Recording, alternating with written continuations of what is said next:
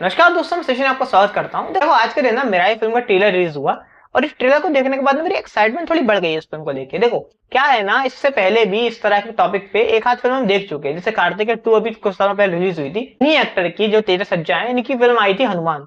और हनुमान ने बहुत पैसे कमाए थे और अच्छी फिल्म थी वो, इस वजह से अब उनकी एक नई फिल्म रिलीज होने वाली है जिसका नाम है मेराई। अब मेराई का ट्रेलर जब रिलीज हुआ तो मुझे ट्रेलर देख के लगा कि हाँ भाई, कोई ढंग का लोग बना रहे हैं, क्योंकि वैसे भी आजकल इस तरह की फिल्में बनती है नहीं। कभी कभार इसकी फिल्म बन जाती है तो बन जाती है, नहीं तो ना के बराबर ही बनती है।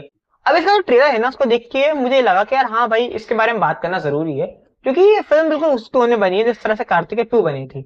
अब ये जो कहानी है ना, ये बिल्कुल एक चोजन वन वाली कहानी है, जहां पर एक कैरेक्टर होता है, इसकी जीवन का लक्ष्य होता है एक बड़ी प्रॉब्लम को सॉल्व करना, जैसे कि हमें बहुत सारी फिल्मों में देखने को मिला है, जैसे हैरी पॉटर इसका अच्छा एग्जाम्पल है, और नारुतो, या फिर और भी बहुत सारी फिल्में हैं जिसके बारे में बात कर सकते हैं।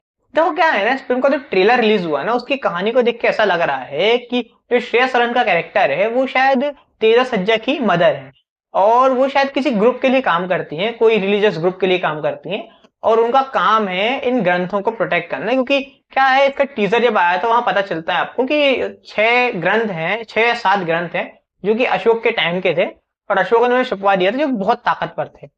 अब उन्हीं को ढूंढने का काम तेजस सज्जा कैरेक्टर का रहेगा, और जो श्रेया सरन का जो कैरेक्टर है वो शायद बचाने का काम करती है उनको। और अब तेजस सज्जा कैरेक्टर है उन ग्रंथों को ढूंढेगा और दुनिया को बचाएगा, नहीं तो जो बुरी ताकतें हैं वो दुनिया पे कब्जा कर लेंगी, जैसा इसका ट्रेलर देख के हमको लग रहा है। इसमें एक विलन भी दिखाया है जो कि लोगों को मार रहा है, साधुओं को मार रहा है, और भी दुनिया भर में आतंक मचाया हुआ है उसने। फिर वो काली शक्तियों वाला था ना, जिस तरह का कैरेक्टर होता है, बिल्कुल वैसा ही। अब जो तेरह सज्जा का कैरेक्टर है ना, उसको देख के ऐसा लगता है जैसे कि वो मतलब दुनिया से उसको कोई फर्क नहीं पड़ता, अपनी दुनिया मस्त है वो। मतलब जैसा पता है छिछोरे कैरेक्टर्स होते हैं, जैसे मूवीज में बहुत सारे दिखाते हैं कि पहले वो हीरो रहता है, उसको कोई मतलब नहीं रहता दुनियादारी से, वो अपनी दुनिया में मस्त है, और अचानक से एक लड़की उसकी जिंदगी में आती है और उसको उसके जीवन का लक्ष्य मिल जाता है। मतलब ये बहुत बहुत ज्यादा यूज हो चुकी है चीज, लेकिन फिर भी चलो मान लेते हैं। वैसे भी आजकल तो आदत हो गई हमको सब देख देख के। फिर भी अब जो उसका कैरेक्टर है उसको एक जीवन का पॉइंट मिल गया।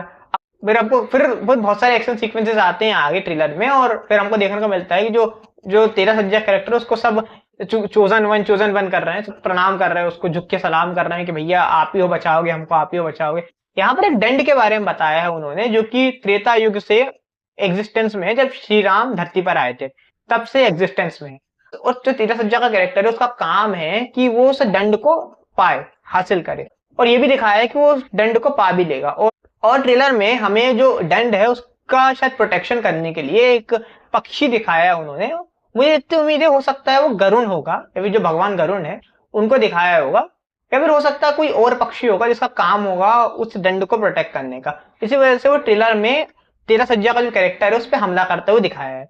और उसके बाद वो दंड मिलने के बाद ये हो सकता है कि तेरह सज्जा का जो कैरेक्टर है वो और जो मूवी का विलन है वो लोग आपस में लड़ने वाले। ट्रेलर में जगपति बाबू को भी दिखाया है, जो कि तेरह सज्जा का जो कैरेक्टर है ना उसको मोटिवेट कर रहे हैं कि हाँ आपको ये करना पड़ेगा, नहीं तो ऐसा होगा वैसा होगा। डायलॉग शायद ऐसा है कि अगर उसने पा लिया तो गंगा में पानी की जगह खून बहेगा, इसी तरह का वो डायलॉग है। अब फिर ट्रेलर आगे चलता रहता है, और जो श्रेया सन का कैरेक्टर है ना, वो एक लाइन बोलती है कि तुम ये अकेले नहीं कर पाओगे, तुम्हें किसी की मदद लगेगी।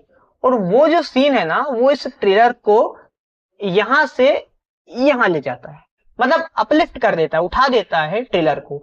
और वहां पर आपको श्री राम के गेटअप में कोई कैरेक्टर देखने को मिलता है। मुझे उम्मीद है वो श्री राम ही है, क्योंकि मुझे इस बात की गारंटी इसलिए लग रही है क्योंकि मूवी का जो ट्रेलर है ना, मूवी के ट्रेलर में एक पॉइंट पे आपको सुनने को मिलता है जहां पर जो कैरेक्टर है एक ऋषि का, वो बोलते हैं कि श्री राम के समय से ये दंड एग्जिस्ट करता है तब इसकी रचना हुई थी।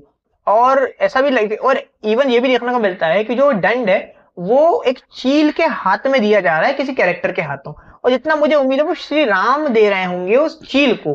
और वो चील जो है वो प्रोटेक्ट करेगा तब तक जब तक कि जो तेज सज्जा का कैरेक्टर है वो उस दंड को लेने के लिए नहीं आ जाता, क्योंकि वो चोजन वन है। अब ऐसा इसका ट्रेलर पर देखने को मिल रहा है। अब जो भी हो, पर मैं इस फिल्म के लिए थोड़ा एक्साइटेड हूँ। वैसे भी ज्यादा टाइम है नहीं, 12 सितंबर की फिल्म रिलीज हो जाएगी। पर मुझे ना एक चीज इस फिल्म के लिए बुरी लग रही है, वो है इसकी टाइमिंग। क्योंकि ये जो फिल्म है ना, ये गलत टाइम पे रिलीज हो रही है। क्या है ना कि 5 सितंबर 2025 को रिलीज होगी बंगाल फाइल्स, और उसका ट्रेलर देख के ऐसा लग रहा है कि वो फिल्म नहीं नहीं तो 1 महीना चलेगी। और उसका जो केओस मचने वाला है ना, उसमें ये फिल्म ना दब जाए।